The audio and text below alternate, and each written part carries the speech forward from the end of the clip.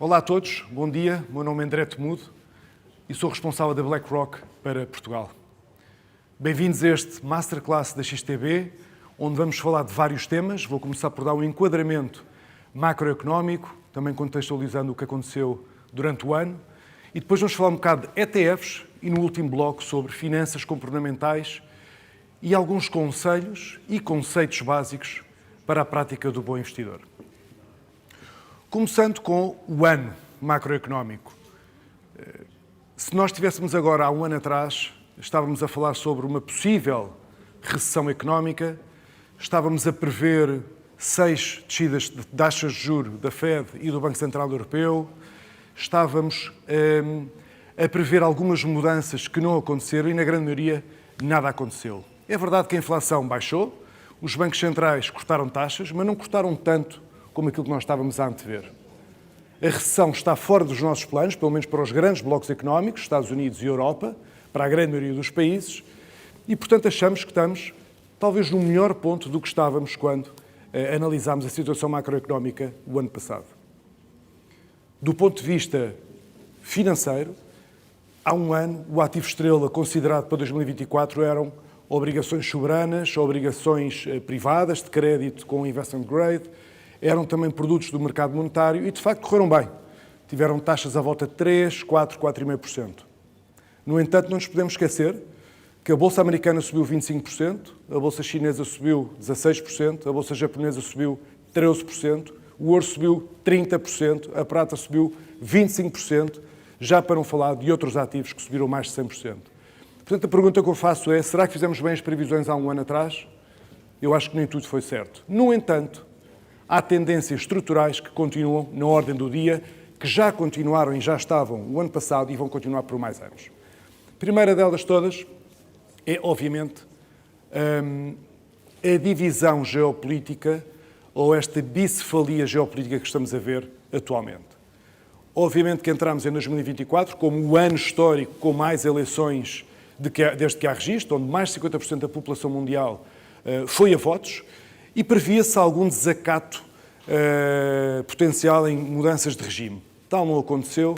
Ninguém podia prever neste espectro uma vitória tão folgada de Donald Trump nos Estados Unidos e, de facto, isso trouxe algumas consequências que nós estamos agora a ver. Basicamente, também ninguém previa que o Partido Republicano ganhasse as 4 grandes forças americanas de poder. Okay? Estas tendências vão continuar também em termos geopolíticos e, atualmente, vemos 3 conflitos no mundo. 2 deles armados, obviamente um no Middle East e outro a guerra da Rússia e a Ucrânia, e um escalar destes conflitos que pode ser bastante problemático no futuro e que está a desencadear também algumas ações geopolíticas que têm e terão efeitos nos mercados financeiros. E depois há um terceiro conflito, que falamos menos, mas não é armado, é um conflito mais económico, onde o que nós vemos é uma possível ou mais que provável retaliação dos Estados Unidos contra os países que assim eles atenderem sobre uma retaliação em termos de tarifas. Portanto, há uma retaliação económica e também é um conflito, não armado, mas também achamos que vale a pena destacar. Outra tendência que estamos a ver de futuro, de longo prazo, é obviamente o envelhecimento da população. Já existia há 20 anos atrás, há 10 anos atrás, existe hoje e vai continuar a existir. Isto traz grandes desafios às economias mundiais e, obviamente, aos mercados financeiros. A primeira delas é uma diminuição da força de trabalho. Há cada vez menos pessoas disponíveis para trabalhar ou em idade ativa de trabalho. E, segundo, traz muitíssimas pressões para as seguranças sociais de cada país. Esta tendência, como digo, irá continuar nos próximos tempos. Como terceira tendência de longo prazo, eu diria que é a inteligência artificial. Toda a gente fala de tecnologia, toda a gente falava de tecnologia e toda a gente vai continuar a falar ainda mais de inteligência artificial. Isto vai mudar bastante o paradigma, não só de setores específicos, como o setor tecnológico, que é o diretamente afetado, mas estamos a ver, e prevemos para 2025, uma expansão de toda esta tecnologia aplicada a outros setores, que podem ser saúde, pode ser utilities, pode ser retail, portanto, para vários setores a inteligência artificial vai ser, de facto, um tema central. Temos outro tema fundamental para 2025 também, vai continuar nos próximos anos, que é a transição energética. Como todos sabemos, estamos perante uma transição por várias vias, regulatória, societária e económica, de uma transição energética de baixo consumo de carbono.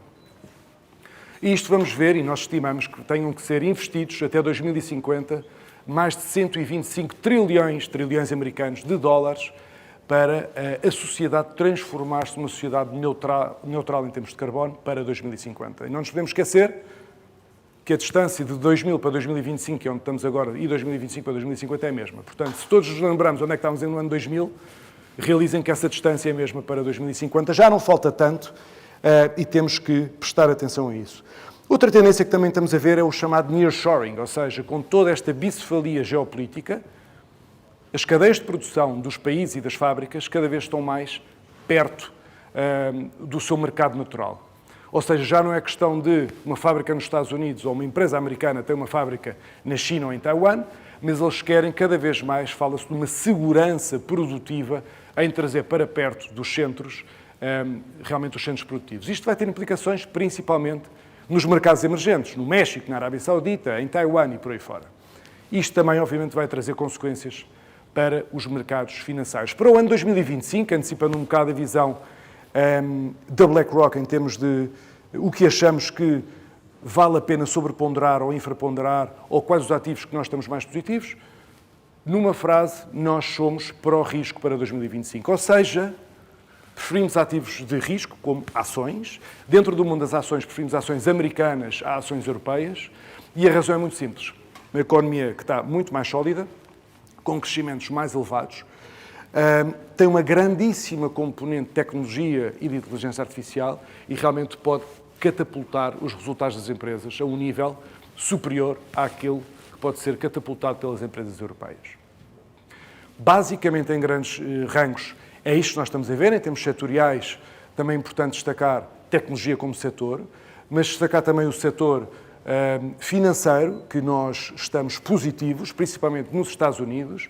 Setor de saúde é um setor que achamos que é muito resiliente em momentos de grandíssima volatilidade e é um setor que realmente pode aportar também esta resiliência, porque é um setor conservador por natureza, à parte de estar barato, tendo em conta os preços das empresas do setor em relação ao seu histórico. Portanto, positivos em ativos de riscos, mais positivos em Estados Unidos e dentro do mundo das ações, mais positivos em setores como financeiros, tecnologia, saúde, destacaria também utilities, ou seja, empresas fornecedoras de gás, de eletricidade, são tipicamente empresas muito estáveis nos resultados, porque são utilities, toda a gente consome o produto que vendem, e são tipicamente empresas muito endividadas. E tendo nós a perspectiva que as taxas de juros vão continuar a descer para 2025, isto pode ser muito benéfico para estas empresas. Depois deste brevíssimo enquadramento macroeconómico, queria passar então à apresentação de hoje, onde vamos falar de dois temas: ETFs como instrumento de investimento, o porquê do crescimento dos ETFs, e depois vamos falar um bocado sobre estes conselhos e dicas sobre um bom investidor. Começando então a explicar o que é que são ETFs. Antes de explicar o que são ETFs, gostaria de explicar quem é a BlackRock, o que é que nós fazemos. A BlackRock é uma gestora de ativos, é a maior gestora de ativos do mundo. Atualmente gerimos cerca de 11,5 trilhões de dólares em ativos sob gestão, sendo que 2/3 destes ativos estão em gestão indexada, onde se encontram os ETFs, e 1/3 destes ativos estão em gestão ativa, portanto em fundos de investimento tradicionais. Quem são os clientes que servimos, ou seja, os investidores que investem dinheiro nos nossos produtos? Aqui podem ver no slide, dividido entre bancas privadas, fundos de pensões, seguradoras, governos, gestoras de fundos, tesourarias corporativas, enfim, qualquer entidade, tanto institucional como mundo mais retalho particular, como todos os que estamos aqui a ver, são passíveis de poderem ou têm a opção de investir em produtos da BlackRock, seja em ETFs, seja em fundos indexados, seja em produtos de gestão ativa. Passando ao seguinte slide, o que são então, o que é a indexação? Isto que eu acabei de dizer. A indexação pode-se definir como uma grande família de produtos. Melhor dito, voltando um passo atrás, há duas grandes famílias de produtos. O que nós chamamos de produtos de gestão ativa, alfa, e o que nós chamamos de produtos de gestão indexada, beta, a verde.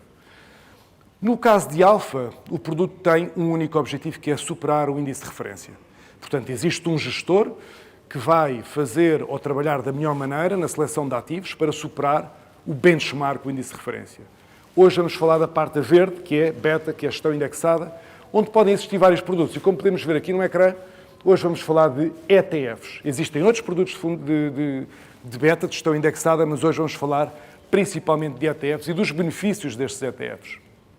Então, o que são os ETFs? Os ETFs situam-se no nexo entre o que é um fundo tradicional e o que são as ações e obrigações em direto.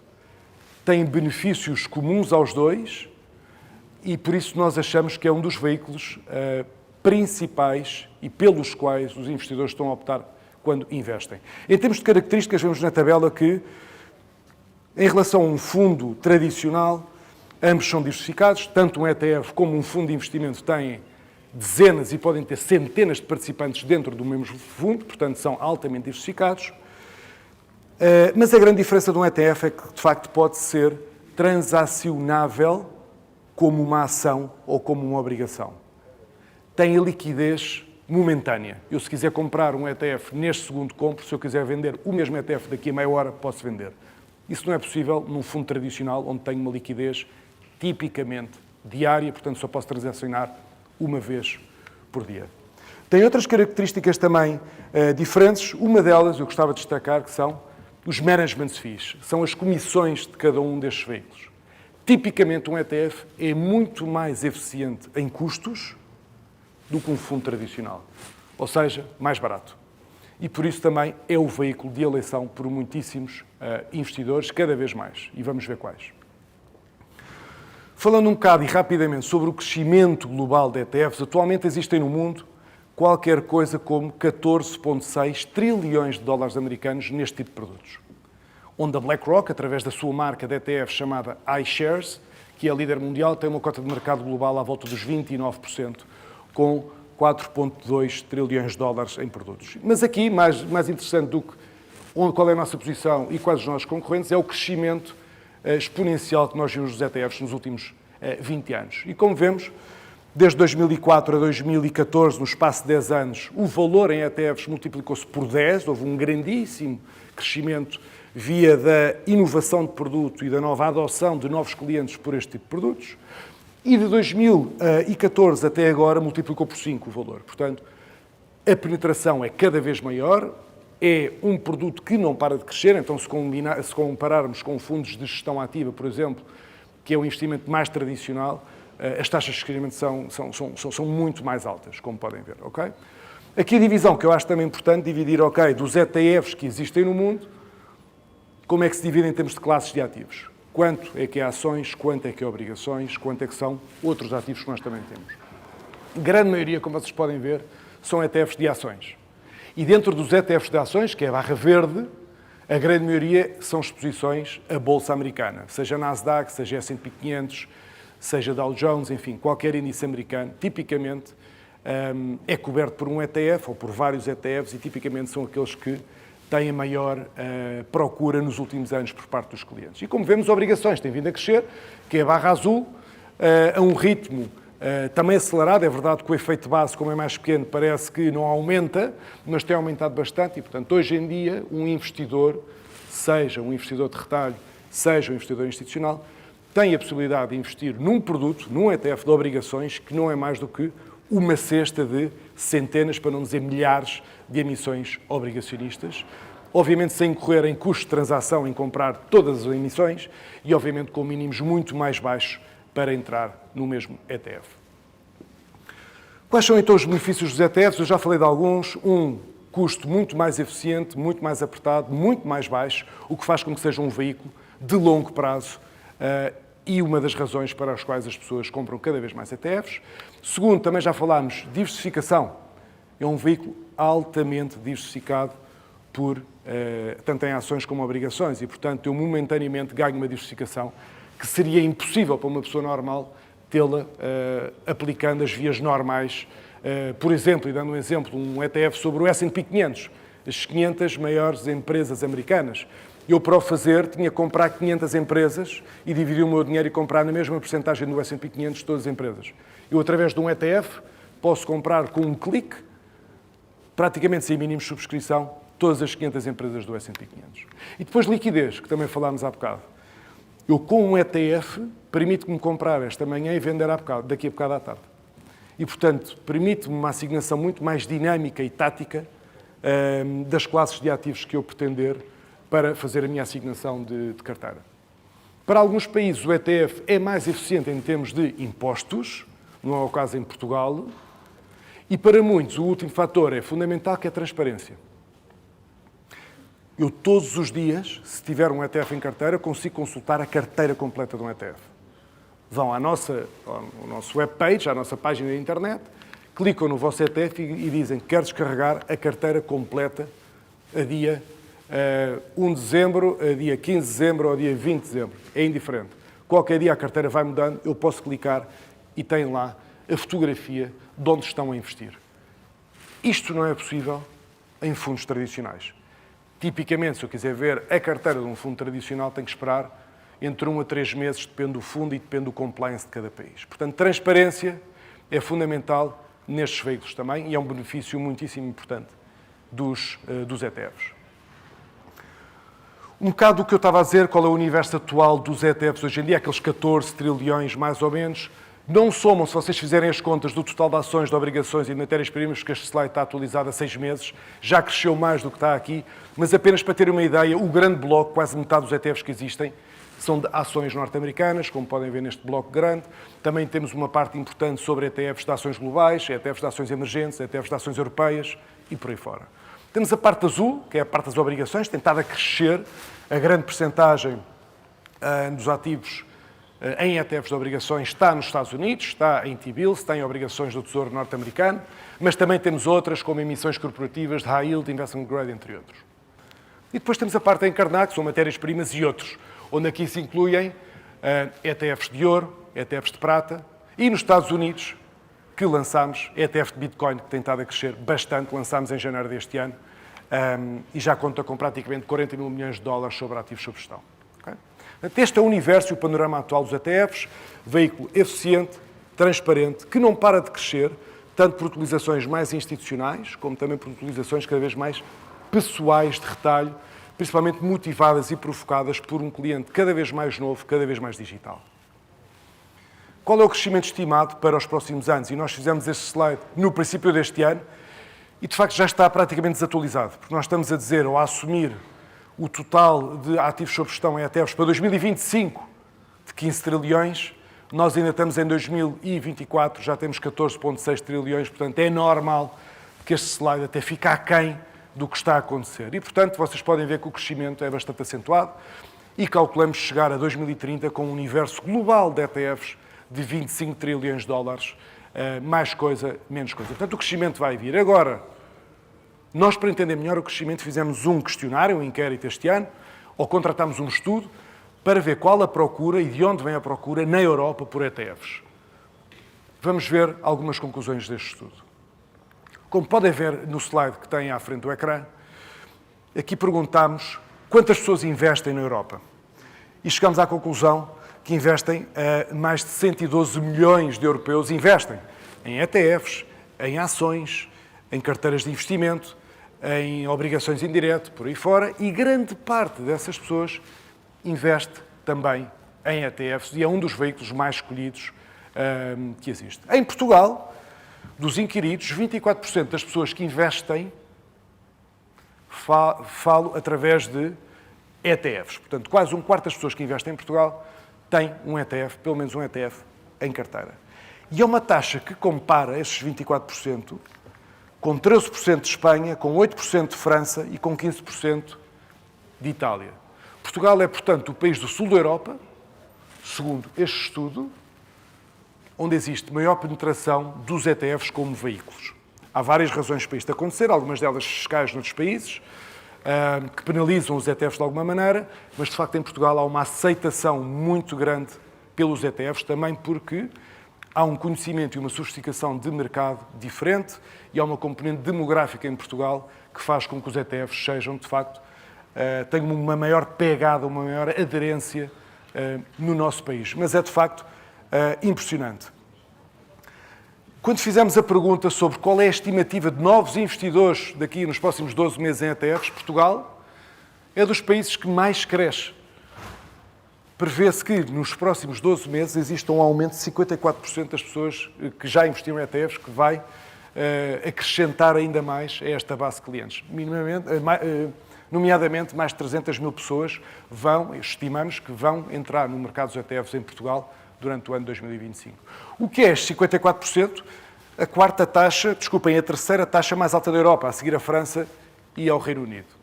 Portanto, Portugal está um passo à frente na adoção destes produtos e, segundo este estudo, nós achamos que vai estar nos próximos tempos.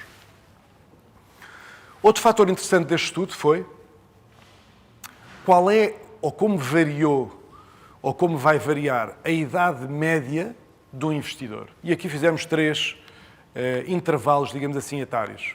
A faixa dos 18 aos 34 anos, a faixa dos 35 aos 54 anos e a faixa de investidores de mais de 55 anos. E o que vemos hoje em dia é que o grande bloco está mais presente na faixa de 55 anos, mas o que está a crescer, os investidores da manhã, segundo os nossos inquiridos, são os investidores mais novos, gerações abaixo dos 35 anos, prevê-se que sejam praticamente metade dos investidores em ETFs. E isto é muito importante também para o desenvolvimento de novas plataformas de investimento em Portugal, como a XTB, por exemplo, que são plataformas digitais muito acessíveis a qualquer investidor, principalmente àquele investidor que tipicamente é mais novo. Razões para não investir. Eu acho que este slide é importante e está ligado com tudo o que vem depois. Estes dados não são de Portugal, são da Europa como um todo, mas praticamente há 3 razões para que as pessoas dizem porque não investem. Uma é uma razão financeira. Principalmente, eu não tenho dinheiro para investir. 65% das pessoas responderam isso. A segunda razão é conhecimento. Eu não sei investir, eu não tenho tempo para investir, eu não sei como começar a investir. E, por último, há outras razões que é eu não controlo os meus gastos e por aí fora. Mas realmente há 2 grandes blocos. Parte financeira, não tenho dinheiro para investir, e parte de conhecimento, eu não sei como investir. A parte do conhecimento nós podemos tratar com literacia financeira, com estes seminários, com estes masterclass, por aí fora. A parte de não ter dinheiro já depende de cada um. Mas há um mito importante. As pessoas pensam que investir está destinado aos mais favorecidos, aos mais ricos, aos que conseguem poupar mais. Não. Obviamente, quem tem mais dinheiro disponível pode poupar mais, mas quem tem menos dinheiro disponível pode começar a poupar recorrentemente. Não é preciso investir ou começar por 500 euros, podem começar por 20 euros. E existem ferramentas hoje em dia para começar a investir por 20 euros. Quando hoje em dia vivemos uma sociedade que paga 10 euros por Spotify, 10 euros por Netflix, 10 euros por HBO e por outros serviços, subscrições, não há praticamente hoje em dia desculpa para não começar a investir, mesmo que seja pouco a pouco, vai ter grandes impactos no futuro. E vamos ver como. A importância de investir. Apenas um dado que eu costumo dar quando falo em conferências. Em Portugal, hoje em dia, existem 182 mil milhões de euros em depósitos a prazo, em depósitos à ordem e em liquidez, em efetivo, em cash. É, portanto, dinheiro que não está a ter rendimentos significativos. O cash não está a ter rendimento nenhum. Depósitos à ordem, nenhum rendimento estará a ter. E depósitos a prazo, timidamente, imagino que entre 0,5% e 2%, algumas taxas que estão a dar no mercado atualmente. Qualquer uma destas taxas é inferior à inflação registada aos últimos dados de 2,3% de inflação. E, portanto, realmente eu não estou a poupar. Eu estou a perder dinheiro com este dinheiro que está parado. Estes 182 mil milhões de euros que estão parados, isto não é dinheiro das empresas, é dinheiro das famílias, representa mais ou menos 80% do PIB português. Tendo em conta que, previsivelmente, o rácio de transformação das pensões para 2060 é de 35%, ou seja, eu chego a 2060 para receber a minha reforma, o meu último ordenado, imaginemos que é 1.000 euros, a minha primeira pensão vai ser 350 euros. Se o meu último ordenado for 2.000 euros, a minha pensão vai ser de 700 euros. Isto é o que está estimado para 2060, mas isto vai-se agravar, obviamente. A população está cada vez mais envelhecida e há cada vez menos contributos sociais. E, portanto, descontar ou pensar que quando chegar à reforma o Estado vai estar para mim, achamos que pode ser um risco nessa altura e, portanto, a importância de investir é agora e é deste momento, e daí trago alguns slides com alguns conceitos básicos. E a primeira coisa que queria ver era o que é que são ações e o que é que são obrigações, e se calhar devia ter começado por este slide antes. Se calhar todos sabem, mas eu acho que é bom partirmos do mesmo ponto. O que é uma ação? Basicamente, se eu comprar uma ação, eu sou dono de uma parte de uma empresa. Eu posso chegar à bolsa, posso chegar ao meu banco e dizer que quer comprar uma ação da empresa A, da empresa B, da empresa C. Não só em Portugal, mas eu posso comprar uma empresa americana. Todos conhecem empresas americanas, posso comprar uma empresa na Itália. Enfim, se uma empresa está cotada e tem ações e eu tenho acesso através do meu broker, do meu banco normal, que toda a gente tem através do seu bolso, do seu home banking, eu posso ser dono de qualquer empresa que esteja cotada. Sou dono. Quais são todos os direitos e todos os seus deveres? Quais são alguns benefícios de ser dono de uma empresa? Eu estou exposto ao preço da empresa, portanto, eu compro uma ação a 10, espero que ela, no dia da manhã, possa subir para 15 e faço 50% de mais-valia. E tenho também, recorrentemente, os dividendos que uma empresa possa pagar ou não em determinado período. Portanto, este é o conceito de uma ação. Uma obrigação é diferente. Uma obrigação é eu, como investidor, emprestar dinheiro. E posso emprestar dinheiro ao governo português, ao governo alemão, ao governo americano, posso emprestar dinheiro a uma empresa e ter rentabilidade, o chamado cupão, de X em X tempo e depois o capital no fim da vida da obrigação. Portanto, num, eu sou o credor, portanto, alguém me deve dinheiro, no outro, sou o dono, que é uma ação. Okay? São as duas grandes famílias de classes de ativos para investir. Okay? Como é que difere o conceito de risco-retorno entre cada uma? Porque cada uma das duas grandes classes de ativos, ações e obrigações, também pus aqui cash, porque também é uma classe de ativos, se quiserem, como é que se comporta no espectro de investimento em termos de risco e retorno. Como em tudo na vida, e mercados financeiros não é diferente, quanto maior risco, maior potencial de retorno, quanto menor risco, menor o potencial de retorno. E nesta curva, neste espectro de investimentos, podem ver que o ativo mais conservador, com menos potencial de perder dinheiro, digamos assim, é cash, é liquidez. Se eu guardar 1000 euros debaixo do meu colchão, exceto se a casa não for arrombada, vão lá continuar o tempo todo que eu quiser. Nas obrigações subimos um bocado o nível de risco, é um ativo seguro, paga menos potencialmente, e depois temos as ações que estão no ponto mais alto do espectro. Maior risco, maior volatilidade, mas também maior potencial de retorno. Vamos começar a falar então em vários conceitos. Eu acho que este é o primeiro e apenas para refletir um bocado sobre a inflação, porque eu acho que já é a terceira ou quarta vez que a menciono na última meia hora. O perigo silencioso de não estar investido.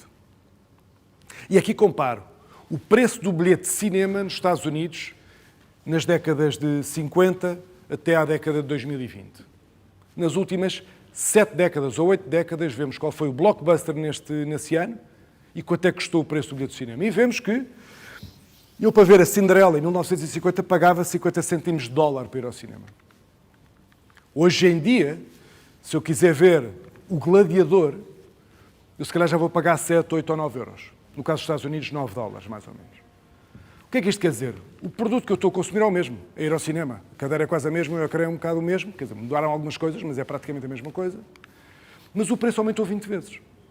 E eu antes conseguia ir com 2 pessoas por menos de $1, e agora, obviamente, que não consigo ir ao cinema com $1. E custa-me 20 euros para ir com 2 pessoas. E, portanto, é isto que nós chamamos de inflação. O bem consumido é o mesmo, mas o preço aumentou bastante. Neste caso, nos Estados Unidos, 4,4% anualizado. Ou seja, o dinheiro que eu tinha antes não vale o mesmo que vale agora. E, portanto, o dinheiro parado ou a não render nada, no fim do dia o dinheiro que eu tenho não é o mesmo. Obviamente que as notas vão ser as mesmas debaixo do colchão, mas quer dizer, compram menos coisas no futuro do que compravam hoje. Portanto, muito cuidado quando nós temos depósitos ou temos liquidez, porque isto pode acontecer, pode haver um efeito de erosão da inflação. Não estou a dizer para não termos depósitos ou não temos liquidez, atenção. Estou só a dar uma característica e um conceito básico que é a inflação. Primeira dica de investimento: tempo. O tempo trabalha por nós. O tempo é nosso amigo em termos de investimentos. Quanto mais tempo possamos ter, melhor. E há que aproveitar esta característica. E aqui tenho um exemplo bastante ilustrativo, que é quanto é que eu teria que poupar por mês para chegar aos 65 anos com $1 milhão. Começando aos 15, começando aos 25, começando aos 35, começando aos 45 e começando aos 55 anos. E eu vejo que, se eu começasse aos 15 anos, com $60 mensais até aos 65, eu tinha $1 milhão. Estou a assumir uma evolução dos mercados de 10% para todos os casos. Mas vemos, quer dizer, quase não custava nada. Sei que $60 pode ser muito, mas quer dizer, se eu começar todos os meses, recorrentemente, até aos 65 anos, eu teria €1 milhão. Tinha desembolsado em todos estes anos $36 mil. Com $36 mil eu tinha chegado a $1 milhão. Se eu começar aos 45, que é a franja mais perto de onde eu estou, se começasse agora, teria que poupar por mês até aos meus 65 anos $1.310. Por mês, todos os meses, durante 20 anos. Teria gasto um investimento de €314 mil, mas teria lá chegado. Por último, a situação mais dramática é eu começar 10 anos antes e querer €1 milhão passado 10 anos, que é eu começar com 55 anos para ter €1 milhão quando chegar aos 65, teria que investir quase $5 mil por mês durante 10 anos para chegar ao mesmo valor. Portanto, vejam, os 5 mil comparam com 60. Portanto, quanto antes, melhor.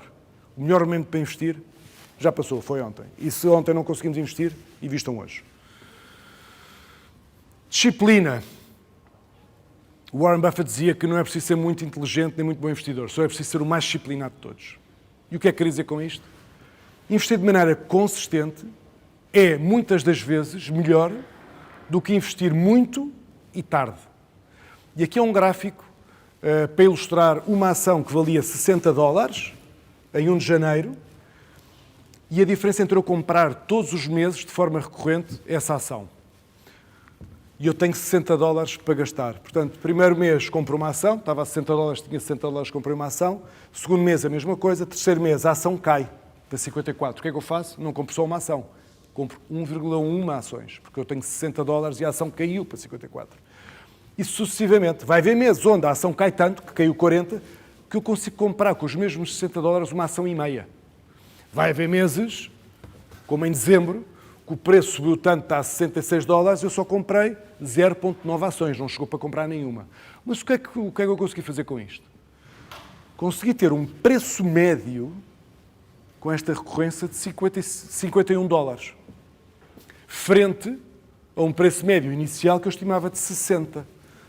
Portanto, investir de maneira consistente, recorrente, regular e não falhar nestes pagamentos que me comprometo na minha estratégia de investimento, pode ser altamente diferenciador.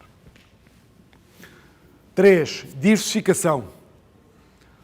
Se lembram, há bocado nós falámos do espectro da curva de investimentos, onde é que se situam ações mais arriscadas, onde é que se situam obrigações menos arriscadas. Diversificação é sabedoria popular, não ponhas os ovos todos no mesmo cesto. Isso aplica-se aos investimentos também.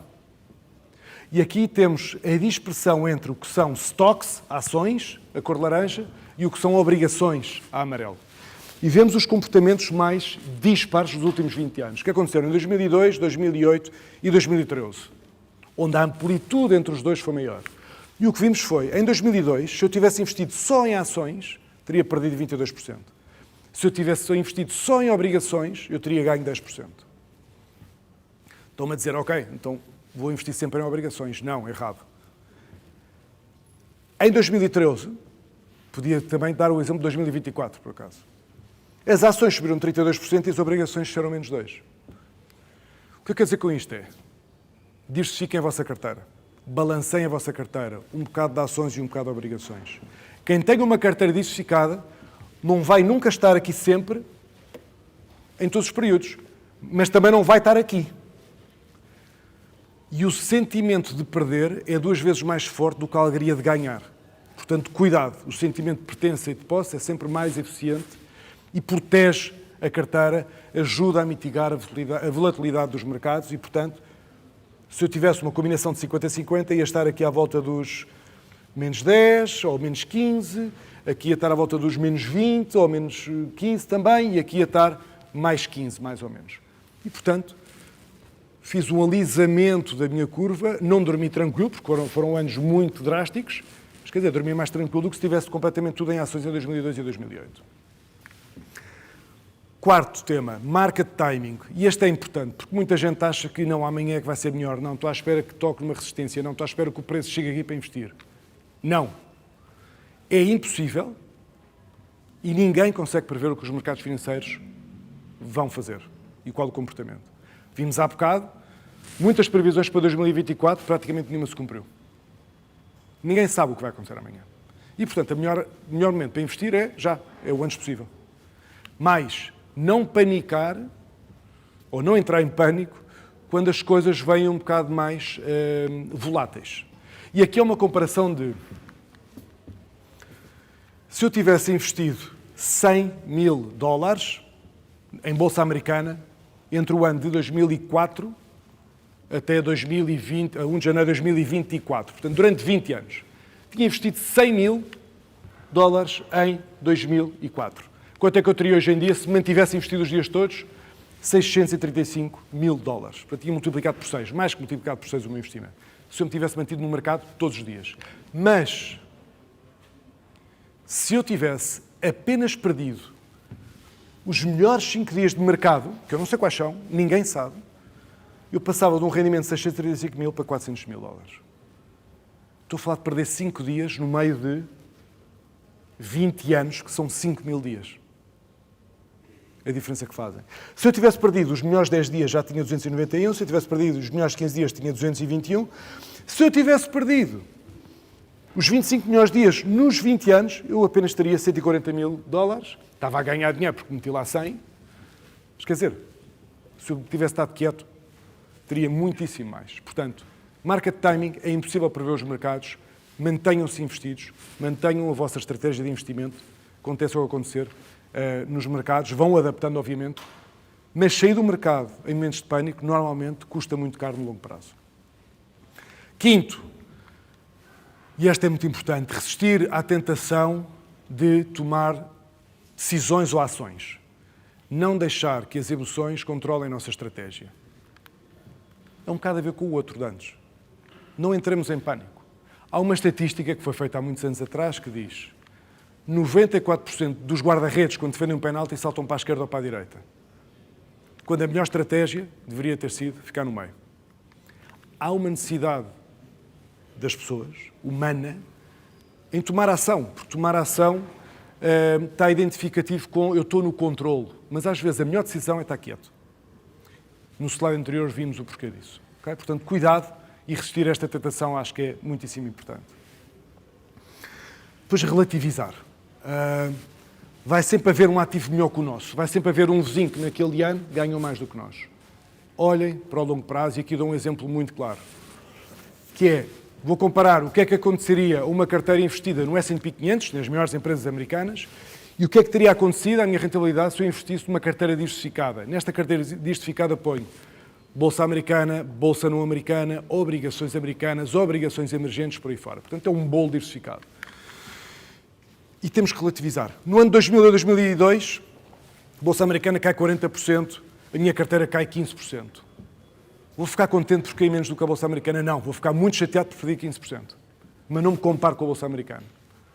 Isto é o que acontece à maioria das pessoas. Nos anos seguintes, 2013 a 2007, foram anos bons. A Bolsa Americana sobe 82, a minha carteira sobe 87. A minha sensação é, fui ali. Ganhei dinheiro, mas o mercado também ganhou dinheiro. 2008, cai o mercado 37%, a minha carteira cai 26%. Vou ficar contente? Não, vou ficar chateado. Vou-me comparar com o mercado? Não. Vou olhar para o meu banco e vou pensar, tenho menos 26% do que tinha no princípio do período.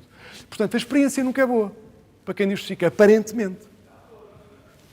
Quando ganho muito, como foi o período entre 2009 a 2019, as bolsas americanas sobem 351%, fantástico período, e a minha carteira sobe 220%, mas eu vou pensar, só subiu 220%.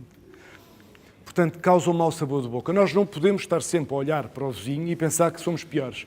No fim do dia, destes períodos todos, a conclusão é que eu vou chegar exatamente à mesma rentabilidade, neste exemplo.